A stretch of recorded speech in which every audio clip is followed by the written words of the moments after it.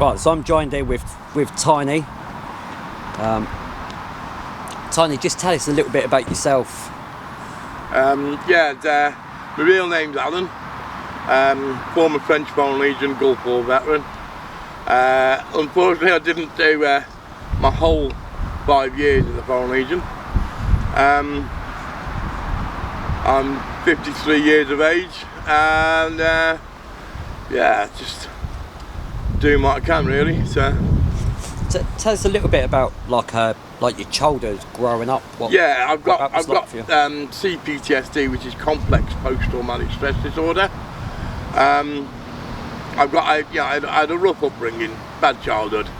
I went through a spate as well, where I'd run away from home really, really young, and I ended up locked in somebody's flat, and it wasn't very nice, let's just say that. I've got a poetry book on Amazon. I write poetry to help my PTSD. What was the book called? It's called Love, Life and the Legion by Alan Stokes. So we'll link that all in the bio, so people can check all those links out. And I also podcast my poetry, and on the podcast it goes into my trauma events and explains where my poetry comes from. Yeah. Because I believe that helps. It helps me get it out there. I'm not very good at speaking to people, not very good at reaching out. I'm a man, so and on top of that I'm a veteran. Yeah. You know what I mean? You know, if I'd have gone to my commanding officer and said, "Excuse me, sir, but I'm struggling today," I'd have got a punch in the face, and he'd turn around and say, "You're still struggling, Legionnaire." And so you learn not to reach out, you learn not to tell people you're suffering, and that I had a really bad childhood. My parents are dead now. Yeah. So is most of my family. I'm pretty much on my own. I grew up in a place called Telford in Shropshire. I was born in a place called the Gasworks in Wellington, in Telford. So you can imagine what sort of a state that was. Yeah. They've still got a saying there saying, you can take the person out the gasworks, but you can't take the gasworks out the person. It's, you know what I mean, pretty rough estate. I think I've had my throat cut, and somebody tried to rob me years ago. Part of my head taken away. I've been through the wars. I've got no doctor. I do all my own surgery. I've got a scar here on my stomach, where on my cycle ride, my seat came off and stabbed me through the stomach. So I took a good swig of Jack Daniels, the anaesthetic, and then swilled it out with vodka and sea salt, and then stapled it back together. So I'm probably about as rough and down to earth as they come, really, to be honest. I do all my own surgery, I sew myself back together, I sew we lived together before now, and I've been 30 years homeless on the street. People ask me how I cope, and you're not supposed to, but you get used to it. I cook a Sunday dinner in a hole in the ground, and like an earth oven. I can do all that, and I'm pretty self-sufficient really when I'm out. I've had 2 heart attacks. My second heart attack was during lockdown, when they forced me indoors with absolutely no support, and I had a stress heart attack then. So it's I'm diabetic, asthmatic, I've got arthritis, and but I'm still plodding on. Yeah. I'm still plodding on to determine what I'm going to do. So I've had a really bad. I always say to people, I'm honest. You know what I mean? I've got nothing in the closet, and I've had a really, really bad drug habit at one point. I was on heroin, but I fought through that. At one point, it took me to dance on the end of a rope, and I was cut down unconscious, to turn my life around. And it was at that point I decided that if I was going to be forced to live life, then I'm going to live it the best I can.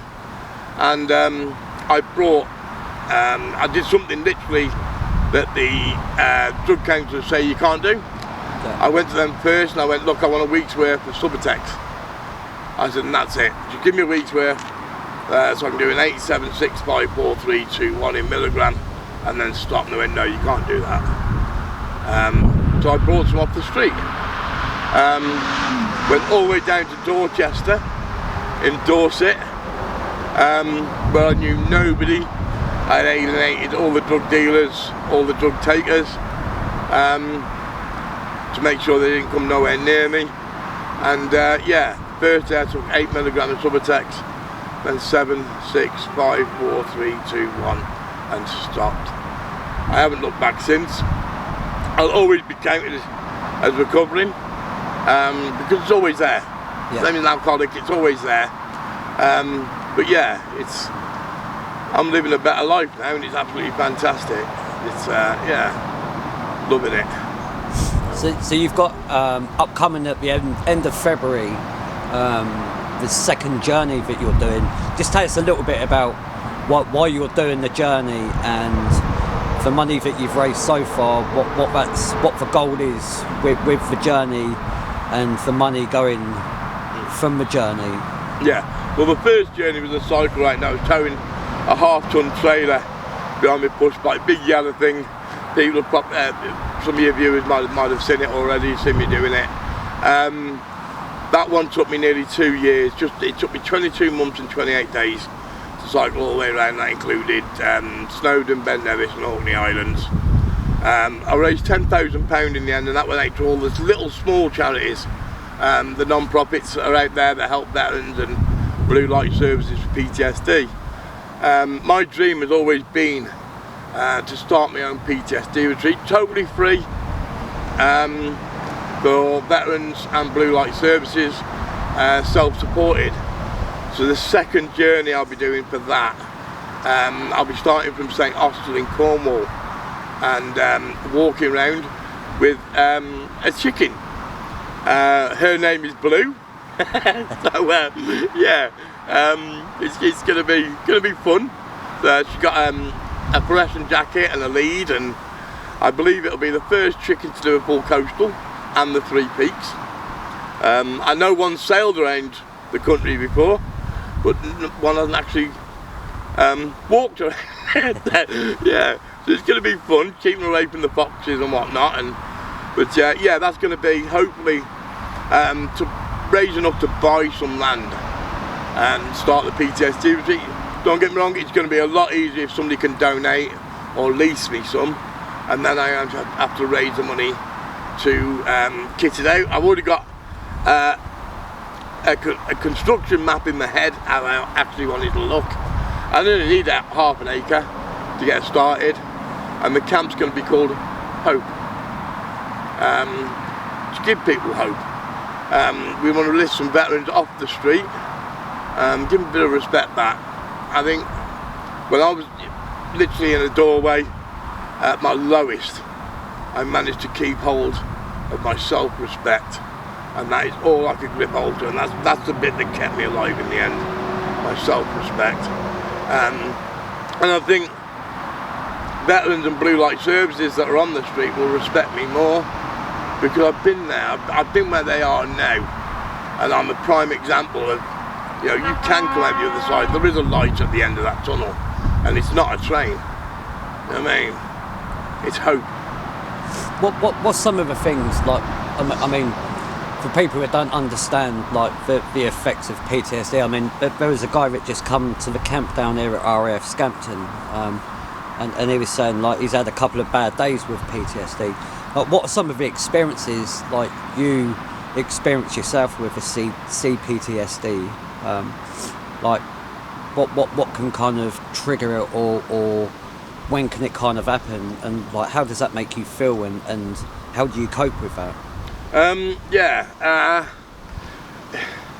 because mine's CPTSD, so I've got a lot of trauma. Even the NHS have refused to treat me because it's like opening a can of worms. Yeah. It can be anything. Loud bangs I'm not expecting. You know, fireworks when they go up, if I'm watching them go up and I know they're going up, I'm alright. But if I'm unaware of it, it can really trigger me off. When I came back from Iraq, I had everything. You know, I had my own home, which fiance, which we paid cash for.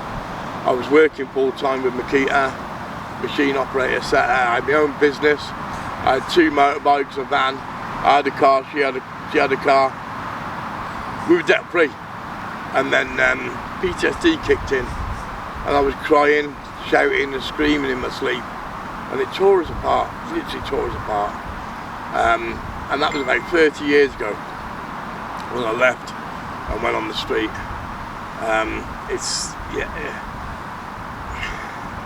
I can now, thanks to my first journey, go into supermarkets on my own without panic attacks. But at one point I couldn't do it. Yeah. I couldn't go on a date because I couldn't go into restaurants that were packed. I had to sit with my back to a wall, not a window. I had to be able to see the doors, entrances, exits. It's a lot of people call or class PTSD as a mental illness. I would rather call it a disability because it's disabilitating. Yeah. You know, it stops you from doing things. You know what I mean? It's not in your head. It's literally, it physically stops you from doing things. I mean, it's kind of, in a sense, not given like a reason for people to do drink or drugs or take medications, but you can easily see why people veterans end up on the streets, because the vast amount of times, though there are services I assume that they can access, but they're limited by the inexperience. Like it's almost tokenistic that some of the services must be providing something and they've generally not been through it, but they're trying to do something good, but it's not really relatable. I think for a lot of veterans on this, I'm only speaking for myself. Yeah, sure. The problem is reaching out. That's one problem. Yeah. Second thing is embarrassment. You know what I mean? You know, once you're a proud soldier. Like a mate of mine said, Dave. You know, he's not long come back from Western Sahara and that, and he's gone from what they call hero to zero. Yeah. Like that. It's, you know, 1 minute he's saving people's lives, and and the next he's sweeping up leaves in the garden. And that's a big drop. It's a massive drop. But for a lot of people as well on the street, it's embarrassment. I didn't want to tell people at the time that I was on drugs. I was drinking. It's pride. Yeah. So, you know, it's hard to reach out. A lot of people it's judgmental. You know what I mean? A lot of people judge you for what you do and what you're doing, and that stops you from reaching out. You know what I mean? A lot of the agencies won't treat you if you're on drink or drugs. Yeah. Well, that doesn't make sense to me. You know what I mean? Find out why the person is on drink and drugs, treat the addiction and the reason that they're using at the same time, not one then the other, or just the one. If you treat the one without the other, you're putting them back to square one when you send them back out there. What's just I'm kind of standing here thinking, like, talking about land. If it's like say half an acre is something in your mind with your plan that you could like work with. Like if somebody like stepped forward and said, listen, I've got some land, like you could have it for 5 years to do what you want. Like would you be open if there's like, right, it's in, I don't know, Cornwall or any kind of location, would you kind of consider something like that? Oh, definitely. Yeah. I would actually try and lease it for longer after that if I could. Sure. Because we'd have to I'd want to show what we were doing. But yeah, I've got workshops. People willing to come in and do workshops already. You know, I've got the Plymouth Warriors within.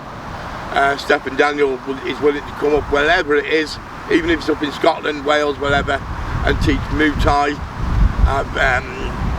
Brian Armstrong has got his own martial arts academy in Yarmouth, something like that. Yeah. And he's willing to come up and do workshops. They all follow me on Facebook. I've got Andrew's Journey, who did the NC 500 in winter during lockdown. He got in a lot of trouble for that one. Andrew Finney, great bloke. I met him up in Scotland. He's willing to come in and do workshops. And yeah, I've got a mate of mine who's a fully qualified drug and alcohol counsellor. He had a bad habit himself, really bad. We used to use together, and yeah, I'm so proud of that. He's come so far. And the day when I was doing my journey, and he phoned me up and he went, Tiny, he said, I'm proud of you, mate. Now that put a lump in my throat, because I've always looked at, he came off a lot earlier than I did. He's done so well, and for somebody that I was looking up to and so proud of, to turn around and say, you know, that he's looking up at me now and is so proud of me, it's, you know, that literally put a lump in my throat and made me really emotional. And he's willing to come and do workshops as well. It's, yeah, it's absolutely fantastic. We'll have people coming in doing that, what do you call it when you put your legs over your shoulders and... Yoga? That's the one, yeah. Yeah, yoga. People coming up to yoga with us. I've got all the workshops set up. I've got the plan for the camp in my head already with walkways. Everything has to be on wheels to avoid planning permission, which I'm hoping we would get eventually anyway. And yeah, it's going to be brilliant. It's going to be absolutely fantastic. And I'll accept land anywhere in the country. Anywhere. I just need to get started, prove what we can do. And I want to get a board as well. Have a board meeting like once a month. And on that I want the chief of police or a representative, fire brigade, ambulance and the local vicar. And he's going to be the most powerful one there for us really, because he'll be our connection with the community. You know what I mean? Everybody else, you know, if we need first aid kits, ambulance service, fire stuff, fire brigade, any trouble, we've got the police on call as well. But yeah, the most valuable person for us would be the local vicar on the board, because he's our connection with the community. I've already worked all this out in my head, so it's yeah, it's all there. I just need the land. Yeah, it's going to have to be land, not woodland, because there's more restrictions about living in woodlands than there is on normal land. It's yeah. How long's this, or when does the journey start, and how long exactly do you anticipate that's going to take? Well, with the chicken. Yeah, I can anticipate it. I anticipate the first journey cycling around to take me a year. It took me nearly 2. Let's say, yeah. It's going to start on the 9th of March. 9th of from March. St Austell in Cornwall. Yeah. Channel 4 have already been up and spoke to me. They took my numbers. Hopefully they will cover me starting off from St Austell. I got covered on the cycle ride by BBC. I was on the news there, and ITV Anglia. So I think Channel 4 are going to jump at this one, because they're basically the only one that's ever covered me on the last journey. But yeah, it's going to start on the 9th of March, me and my chicken called Blue. I'm estimating it's going to take 3 to 4 years. Yeah. I want to cover all the islands this time, every single one. Orkney, Shetland. I want to do the 3 peaks. Ben Nevis nearly killed me last time. It was murder. But yeah, I swore I'd never do Ben Nevis again. But somebody's invited me, some bikers I met who live near Scafell Pike, and they've invited me to walk up there with them on my journey. So I thought, well, if I'm doing that one, I might as well do Snowdon, because a mate of mine who went up there with me last time, he's willing to do Snowdon with me. And I thought, well, if I do Scafell Pike and start, I've got to do Ben Nevis again. I can't leave it out. So yeah, but this time I want to go all the way up to Shetland. Yeah, cover all the islands this time. Well, I know without a doubt that there's going to be a following of people from the start, from the last journey. But if you got like contingency plans, like if anything happened to the chicken or to yourself, like if you got things like you know, people you can reach out to instantly, like, listen, I need help, or like, is there ways that people will be able to help you from the offset while you're kind of going around the country? Yeah, I'll be going with minimal kit. Yeah. I'll be taking minimum food with me. I'm diabetic, so I've got to gather and whatnot en route.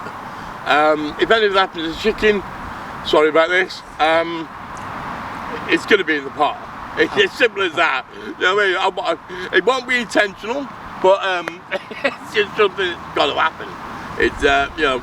I should have worded it better. Like I meant, like if a chicken got ill or something, or like, oh.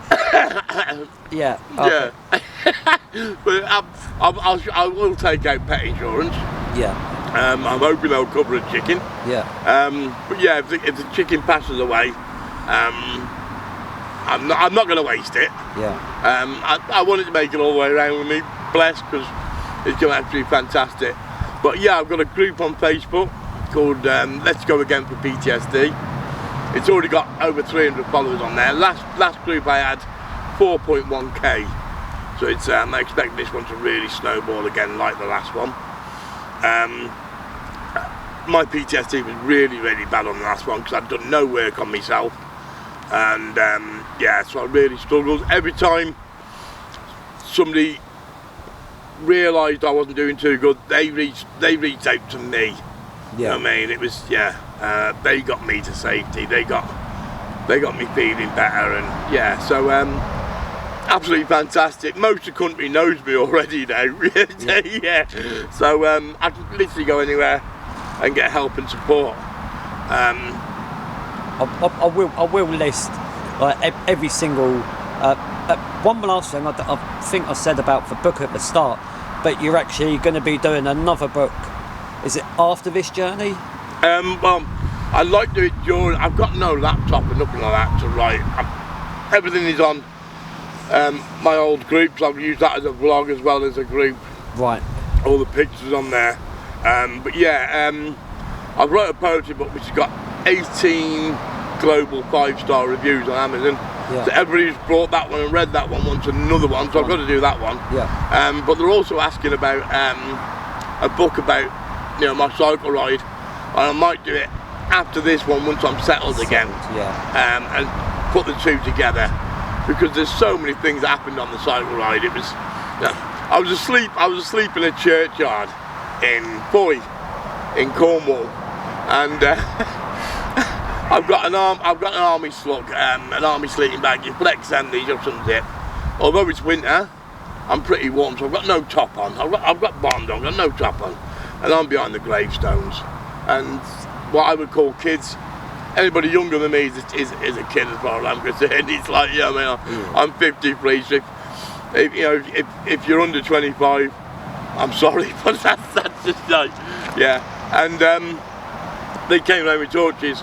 So of course I've sat up, seen the torches, evening, boom, they've gone, screaming down the road. One of the lads came back about 15 minutes later, went, sorry for waking you up, mate. I just thought, I promised, are your friends all right? He said, you know what? He said, I think they're still running.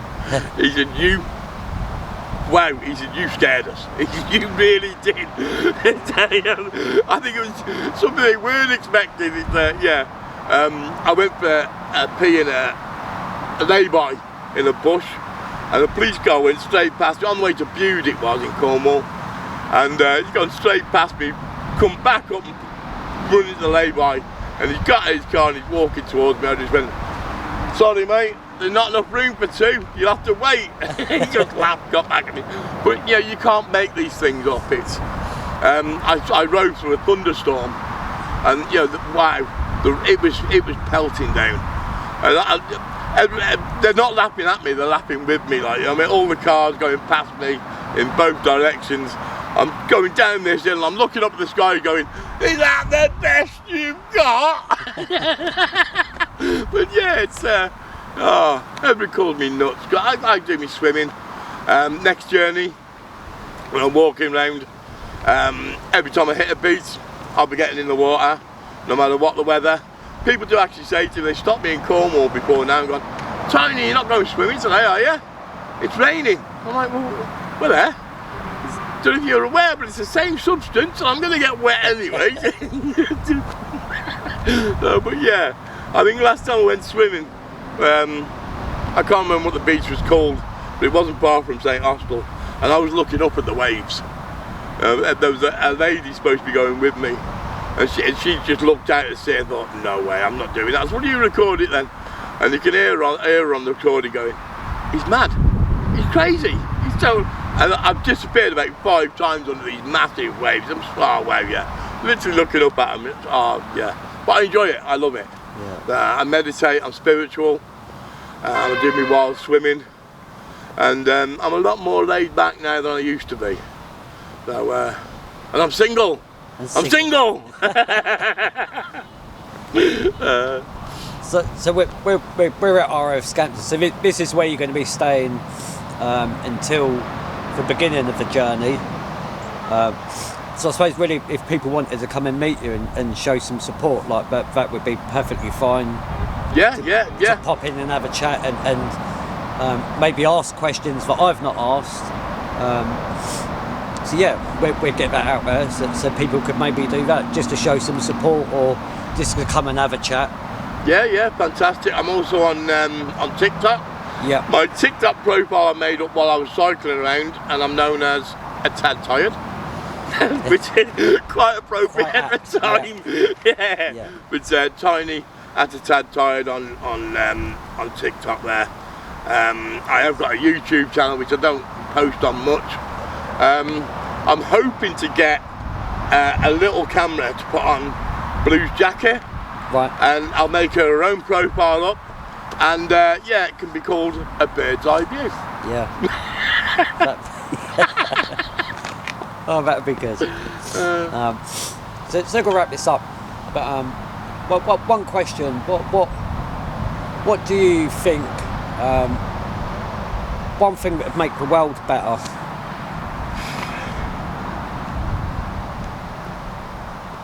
I always say.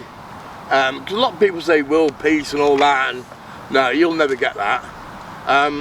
But I do something what a lot of people know as paying it forward. If you do one good deed a day, that one good deed can change that one person's life. And then if that person does one good deed, when somebody else and somebody else and somebody else, we can slowly change people's outlook and change the world that way. Just one good deed a day. I was on a coach, can't remember where I was travelling, it was hot, and there was a pregnant lady on there, Muslim.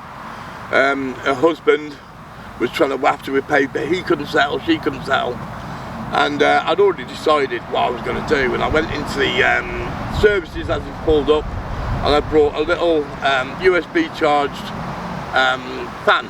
Yeah. And when I got back out, they weren't on the coach, she was throwing up at the side of the road. And I walked up and I go, there you go. He tried to give me the money for it, tried to refuse it. I said, no. I said, look, this is a gift off me. I said, please don't insult me and you know what I mean, and try and pay me for it. What I will say is, one day you'll come across somebody else that needs your help, and just pay it forward for me. You know what I mean? That is the best way you can help me. And say thank you is by helping somebody else. And I say that to everybody, always pay it forward and try and smile every day. Smiles are contagious, you know what I mean? Yeah. You're smiling now, you're saying it, you know what I mean? You smile at somebody, they smile back. Yeah. Smiles are contagious. I'll just leave it. Is there anything you want to say, like anything at all, to end the video? I'll leave it to you to say anything, or you can just cut it and be done. I'm a prime example that you can overcome anything. You can overcome anything. As I said, I'm laid back, and just be kind to each other, man. There's no need for hatred.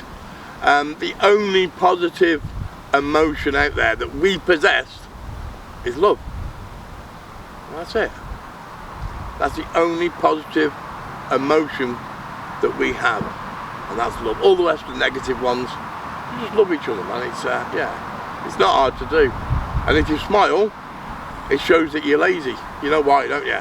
Because you use less face muscles by smiling than you do by being miserable. You know what I mean. So lazy people smile. Be lazy, like me. Thanks, Tony. Perfect.